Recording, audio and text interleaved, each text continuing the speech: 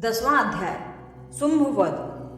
ध्यान। मैं मस्तक पर अर्धचंद्र धारण करने वाली शिव शक्ति स्वरूपा भगवती कामेश्वरी का हृदय में चिंतन करता हूँ। वे तपाए हुए स्वर्ण के समान सुंदर हैं। सूर्य, चंद्रमा और अग्नि ये तीन ही उनके नेत्र हैं तथा वे अपने मनोहर हाथों में धनुष, बाण, अंकुश, पाश और शूल धारण किए हुए हैं। ऋषि कहते हैं, राजन, अपने प्राणों के समान प्यारे भाई निशुंभ को मारा गया देख तथा सारी सेना का संहार होता जान शुंभ ने कुपित होकर कहा, दुष्ट दुर्गे, तू बल के अभिमान में आकर झूठ मूठ का घमंड न दिखा।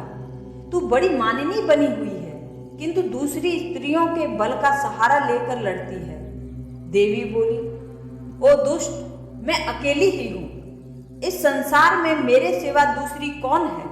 देख, ये मेरी ही विभूतियां हैं, अतः मुझ में ही प्रवेश कर रही हैं। तदनंतर ब्रह्माणी आदि समस्त देवियां अंबिका के देवी के शरीर में लीन हो गईं। उस समय केवल अंबिका देवी ही रह गई। देवी बोली, मैं अपनी ऐश्वर्य शक्ति से अनेक रूपों में यहाँ उपस्थित हुई थी। उन सब रूपों को मैंने समेट लिया। अब अकेली ही युद्ध में खड़ी हूँ। तुम भी स्थिर हो जाओ। ऋषि कहते हैं, तदनंतर देवी और शुंभ दोनों में सब देवताओं तथा दानवों के देखते देखते भयंकर युद्ध छिड़ गया। बाणों की वर्षा तथा तीखे शस्त्रों एवं दारुण अस्त्रों के प्रहार के कारण उन दोनों का युद्ध सब लोगों के लिए बड़ा भयानक प्रतीत हुआ। उस समय अंबिका देवी ने जो सैकड़ों दिव्य अस्त्र छोड़े, उन्हें दैत्यराज शुंभ ने उनके निवारक अस्त्रों द्वारा काट डाला। इसी प्रकार शुंभ ने भी जो दिव्य अस्त्र चलाए, उन्हें परमेश्वरी ने भयंकर हुंकार शब्द के उच्चारण आदि द्वारा खिलवाड़ में ही नष्ट कर डाला।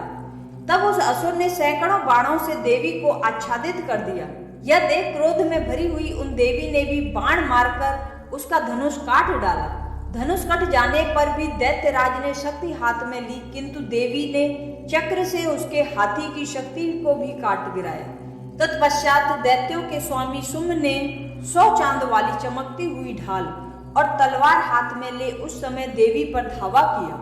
उसके आते ही चंडिका ने अपने धनुष से छोड़े हुए तीखे बाणों द्वारा उसकी सूर्य किरणों के समान उज्जवल ढाल और तलवार को तुरंत काट दिया। फिर उस दैत्य के घोड़े और सारथी मारे गए। धनुष तो पहले ही कट चुका था। अब उसने अंबिका को मारने के लिए उद्धत हो भयंकर मदगर हाथ में लिया। उसे आता देख देवी ने अपने तीक्ष्ण बाणों से उसका मदगर भी काट डाला। इस पर भी वह असुर मुक्का तानकर बड़े वेग से देवी की ओर झपटा। उस दैत्यराज ने देवी की छाती में मुक्का मारा। तब उन देवी ने भी उसकी छाती में एक चांटा चढ़ दिया। देवी का थप्पड़ खाकर दैत्यराज शुंभ पृथ्वी पर गिर पड़ा, किंतु पुनः सहसा पूर्ववत उठकर खड़ा हो गया। फिर वह उछला और देवी को ऊपर ले आकर आकाश में खड़ा हो गया। तब चंडिका आकाश में भी बिना किसी आधार के ही शुंभ के साथ युद्ध करने लगी।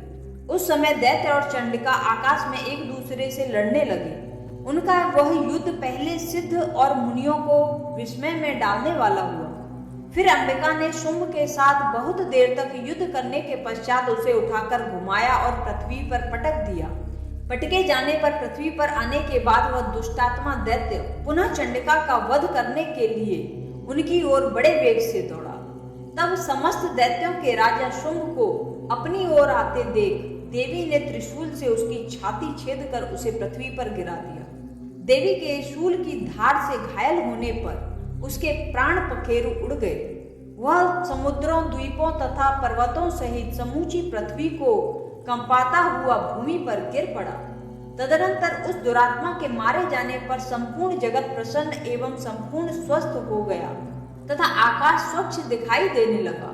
पहले जो उत्पात सूचक मेघ और अलकापात होते थे, वे सब शांत हो गए तथा उस दैत्य के मारे जाने पर नदियां भी ठीक मार्ग से बहने लगी। उस समय शुंभ की मृत्यु के बाद संपूर्ण देवताओं का हृदय हर्ष से भर गया और गंधर्व गण मधुर गीत गाने लगे। दूसरे गंधर्व बाजे बजाने लगे और अप्सराएं नाचने लगी।